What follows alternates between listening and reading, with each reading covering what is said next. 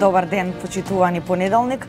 Нов старт на неделата и секако нов старт на отвореното студио 1. Со мене Јана Јосифовска и овој пат повторно во студиото ми прави друштво колегата Антонио Крстевски. Тони, добар ден. Добар ден, Јана.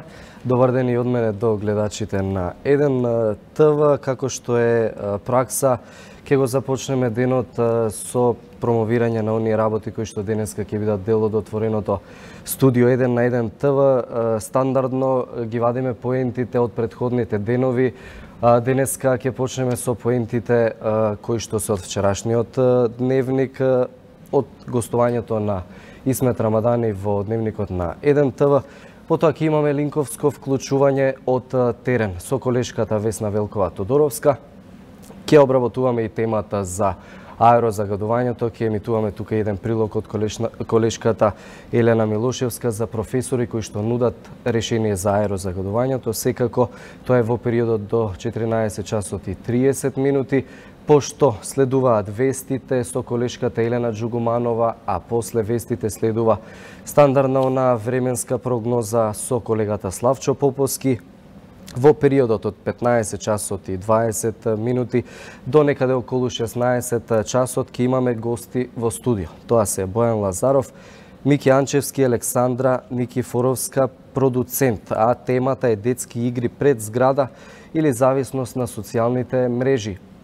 Тука секако во овој блок имаме и отворени телефонски линии, пак гледачите ќе можат да се јават и да го кажат своето мислење или пак да постават одредено прашање до гостите кои што ќе бидат во студиото по однос на оваа тема. Веднаш потоа следува и оно традиционално анализирање на вестите од надворешната политика, од регионот и светот со колегата Дејан Андоновиќ.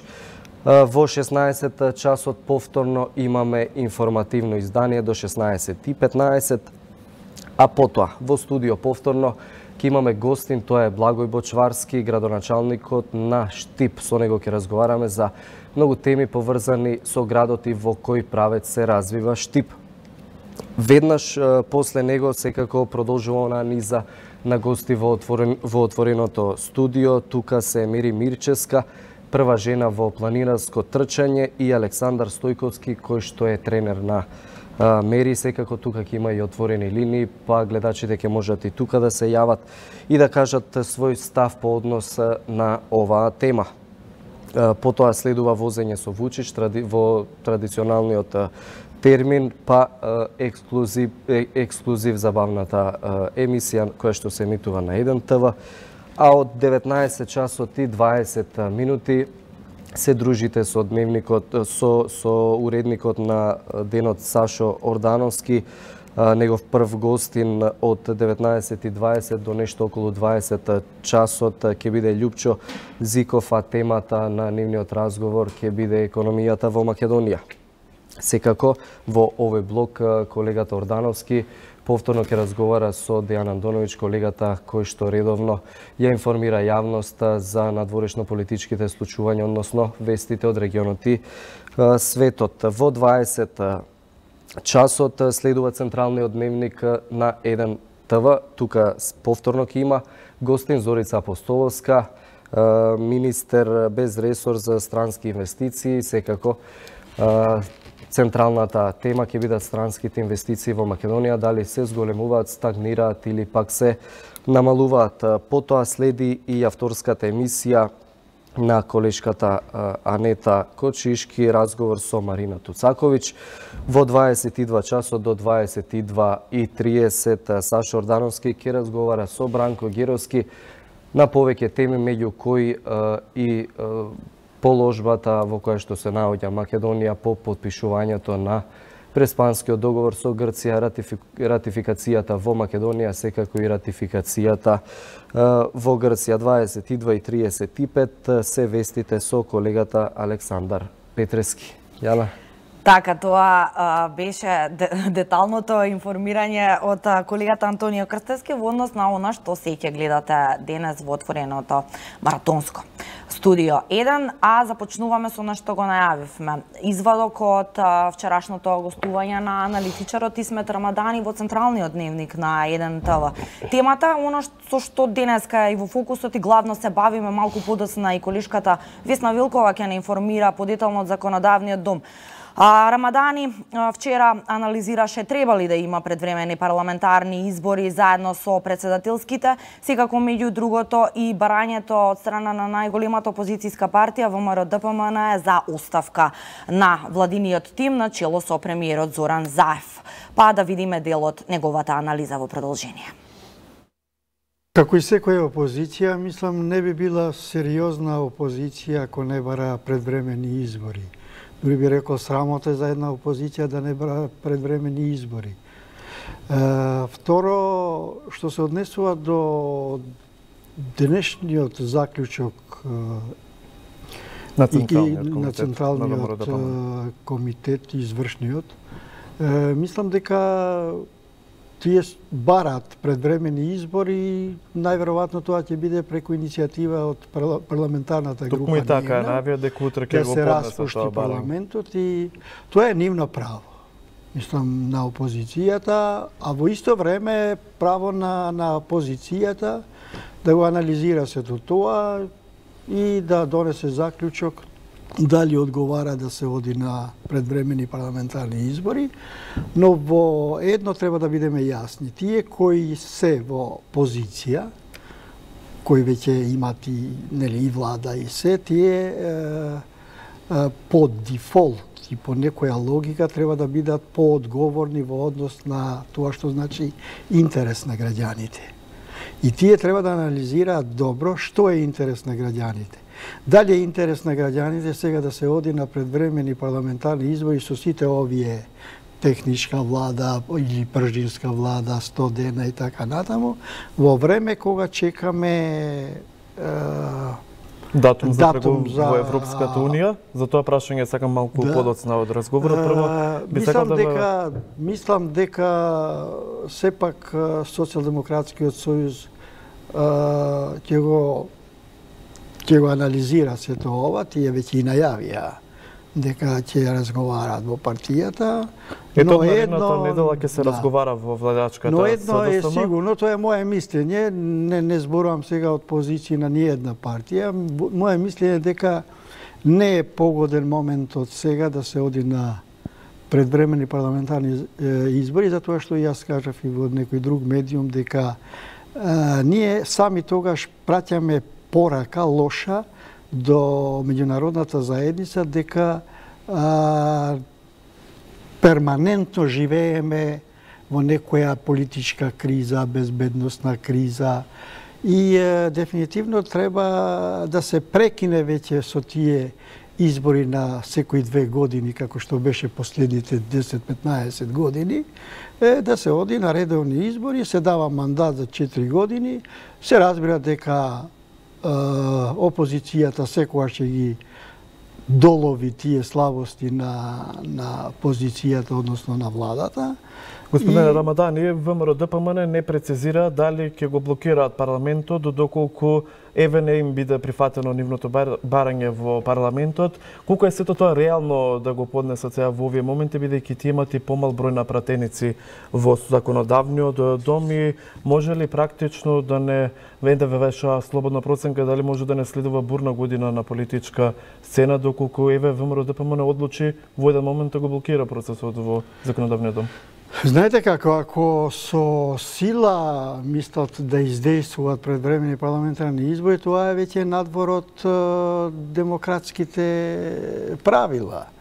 Мислам, демократско е ова што веќе го најавија.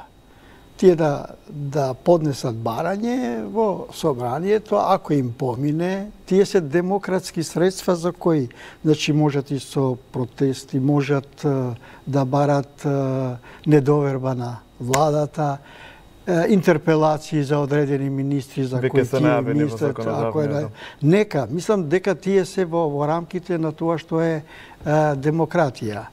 Но јас мислам дека во ВМРО ДПМН има не мала него голема нервоза, посебно кај нивниот лидер, затоа и е контрадикторен, а во исто време работи против себе. Зошто велам јас така? Затоа што сега неговата опција е поразена.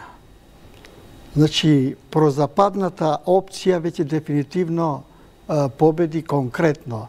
Со договорот ратификуван во Атина и со протоколот кој овие денови ќе биде подпишан од генералниот секретар на НАТО Столтенберг, проследен до сите парламенти на државите, односно земјите членки на НАТО, дефинитивно и де факто Република Македонија, утре Северна Македонија, ќе биде, значи, да, утре, затоа велам, ќе биде како земја која сигурно станува членка на НАТО. Так, во овие моменти СДСМ само преку соопштение се огласи во однос на барањето на Мицкоски. Сакам да ве прашувам во делот сега на кандидатите за председатели, двете најголеми партии тактизираат со тоа што не ги кажуваат нивните кандидати, тоа што е познато дека ВМРО ДПМН пред СДСМ ќе го обелодени својот кандидат, се најавуваат и консензуални кандидати. Како го гледате се тоа во овој момент? Дали во јавноста веќе се подразбира дека ако се има кандидат кој што е консензуален, треба да биде албанец? Што сметате вие? Дали сметате дека треба да биде албанец кандидат? Знаете како? Сме веќе извинета кај председател албанец Зијадин Села, ако не грешам, пред само 2 дена имаше таква изјава дека време е за председател албанец. Меѓутоа, дали и вие така гледате на работите или сепак зборуваме за надпартиски човек кој што ќе се грижи за сите интереси? Ние треба да бидеме реални. Сега во ваква ситуација консензуален кандидат, каде би го прифатиле и опозицијата и позицијата и во однос на етничката припадност и така натаму, не малку него тешко е да се најде таков кандидат. Консензуален кандидат може да се најде помеѓу партиите кои се на власт, односно кои ја сочинуваат владата, и мислам дека таков кандидат ќе се најде. Да, ова е период на безброј анализи, секако поврзани со актуелните политички случувања, а богами денеска околу политичките случувања во фокусот во голема мера, како што споменавме и претходно, е законодавниот дом. Таму е колешката Весна Вилкова Тодоровска, која што постојано известува. Антонио, треба да ја имаме веќе. Секако, Јана, собранието е во централна тема веќе подолг период наназад, меѓутоа и денеска, како што спомена, имаме колешката Весна Велкова Тодоровска. Весна, во собранието денеска се случуваат низа нови моменти. Кои нови моменти во овој момент се случуваат во собранието и дали што стана со барањето на ВМРО ДПМН за распуштање на собранието, распишување на предвремени парламентарни избори со председателските? Да, пред малку овде во собранието координаторот на ВМРО ДПМН Никола Мицевски одржа пресконференција. На таа пресконференција рече дека иницијативата за распуштање на парламентот, барањето за оставка на премиерот Заев, но и за техничка влада, ќе биде доставена до крајот на работното време овој ден на собраниските служби. Значи, тие сето ова го бараат, како што рече Мицевски, поради распродавање на државните и национални интереси од страна на СДСМ и власта. Потоа, поради воспоставување на двојазичноста на целата територија, но и поради загрозување на животната средина во Македонија.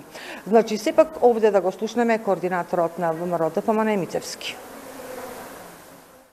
Денес пратеничката група на ВМРО ДПМН и Коалицијата за подобра Македонија ќе поднесе предлог одлука за распуштање на собранието на Република Македонија. Бараме Зоран Заев да поднесе оставка од позицијата председател на владата и во најбрзо можно време да се состави преодна влада за организирање на избори за пратеници со цел да се испочитуваат роковите од 100 дена влада. Време за губење нема. За овие 2 години, откако Зоран Заев и СДСМ се на власт, Република Македонија го допре дното. Не можеме да дозволиме оваа ненародна власт да продолжи да нанесува штети на државата во секој сегмент. За 2 години СДСМ направи штети со несогледливи последици, што се однесува на државните и националните интереси, но и штети кои што секојдневното живење на граѓаните го прават скоро невозможно. Инаку овде во Собранието е 81-та седница на дневен ред. На неа има околу 40 на точки, има закони во прво и во второ читање, но пред да биде воспоставен, односно изгласан дневниот ред, пратеникот на ВМРО ДПМН и председател за кандидат за председател на државата Владко Ѓорчев побара владеачкото мнозинство да го отврне од дневниот ред законот со кој вице-премиерите ќе си ги зголемат своите плати, но и законот за зелените пазари. Што уште побара Ѓорчев? Да го слушнеме овде Ѓорчев. Мислам дека економските состојби во Република Македонија се целосно неадекватни за вакви забегани предлози на власта, неодговорни предлози на власта, кои што кажуваат колку оваа власт е незаинтересирана за јавните финансии, колку не води сметка за животниот стандард на граѓаните и колку оваа власт на Зоран Заев и неговите 5 вице-премиери, кои што треба да се ги зголемат со гласањето на овие пратеници платите за 8.000 денари, како да им се малку до сегашните 70.000 денари, не водат сметка за животниот стандард на граѓаните, туку само за сопствените привилегии. На ваквите обвинувања на опозицијската ВМРО ДПМН, на претходната на Мицевски и на Владко Ѓорчев, од СДСМ најавија одговор, но за сето ова малку подоцна, бидејќи во тек се пресконференциите на Костадин Костадинов. Инаку, во меѓувреме овде на дневен ред е интерпелацијата поднесена од ВМРО ДПМН за министерот за надворешни работи Никола Димитров, како што рекоа поради неговото поради онаа изјава дадена овде во Собранието со која Димитров за македонските граѓани рече дека се нација со комплекс. Инаку на дневен ред е и барањето на Тодор Петров за референдум со собрани 150.000 граѓански потписи. Студио? Весна Вилкова Тодоровска беше тоа од Собранието на Република Македонија во живо.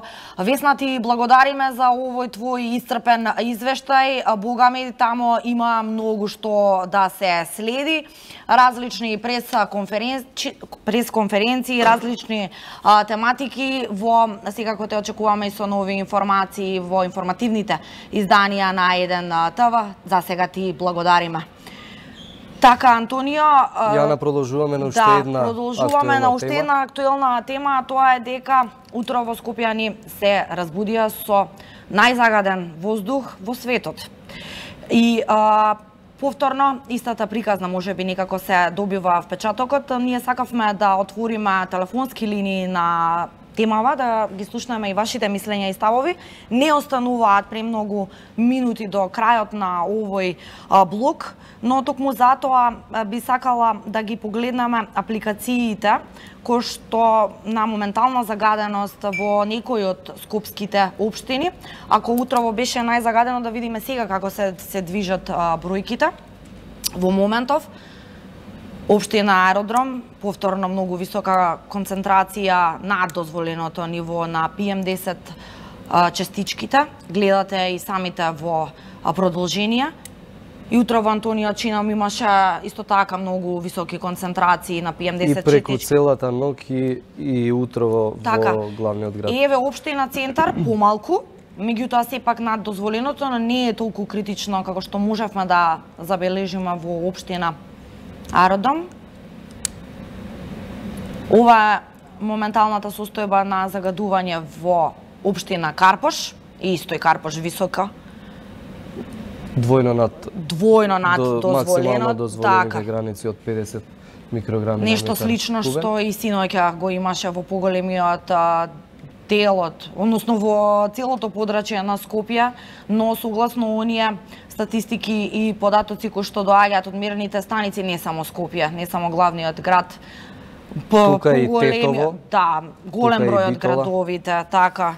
Имаше некои податоци кои што ги извадивме, Антонија, од загадениот воздух кој што беше регистриран. 118 во Битола, исто така 128 во Гостивар. Речи си цела Западна Македонија. 2 до 3 пати над максимално дозволените граници има загадување во секоја општина во Скопје, па и во многу градови во Република Македонија. Речи си во сите загадувањето е двојно или 3 пати повисоко над максимално дозволените граници.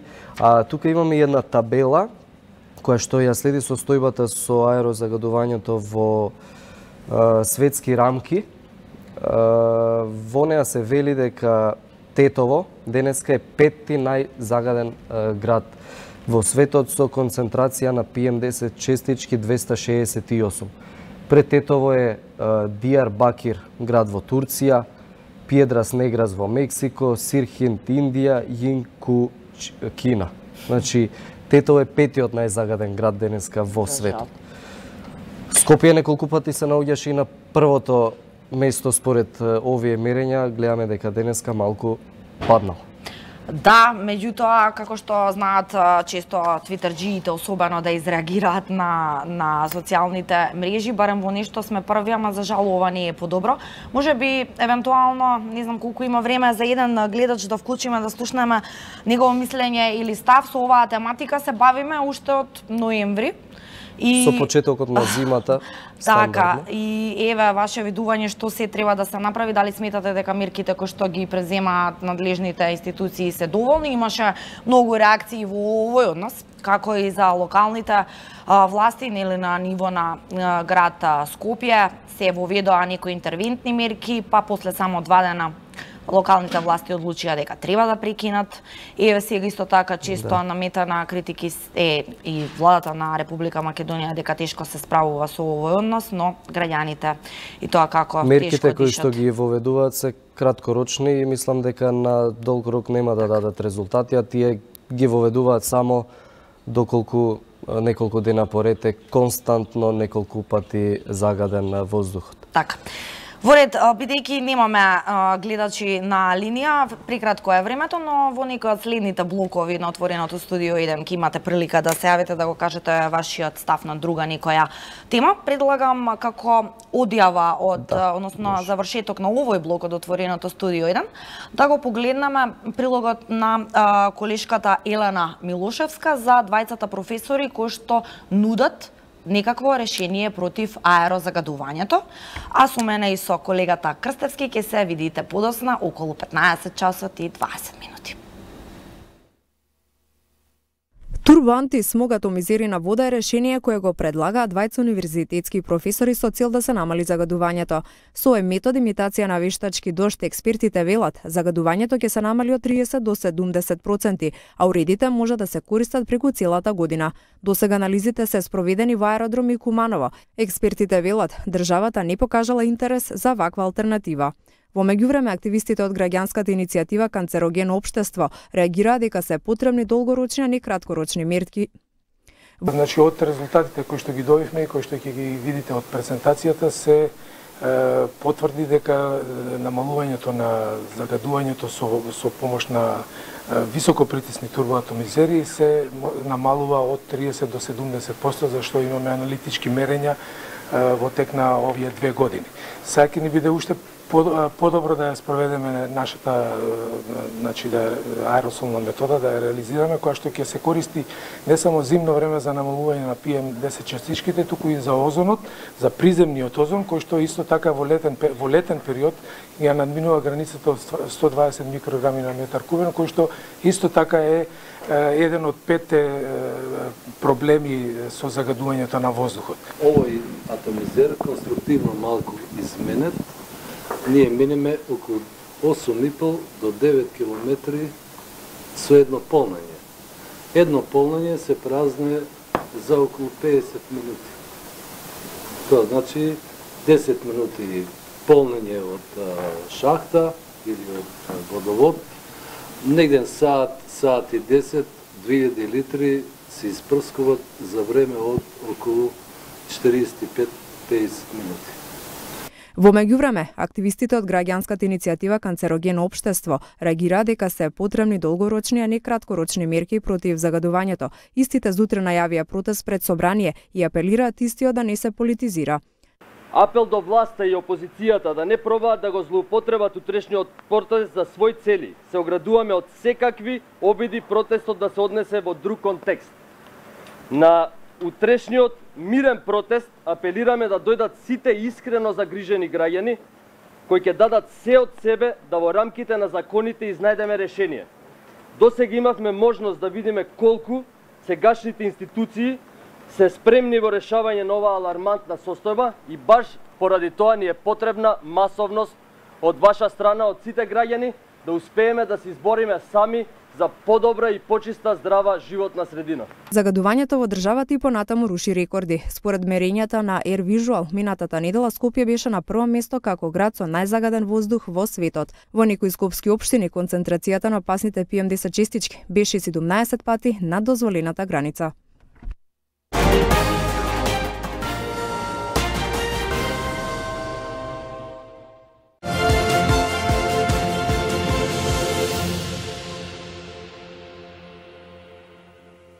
Специјално телевизиско издание за специјалните јавни обвинители. Катица Јанева,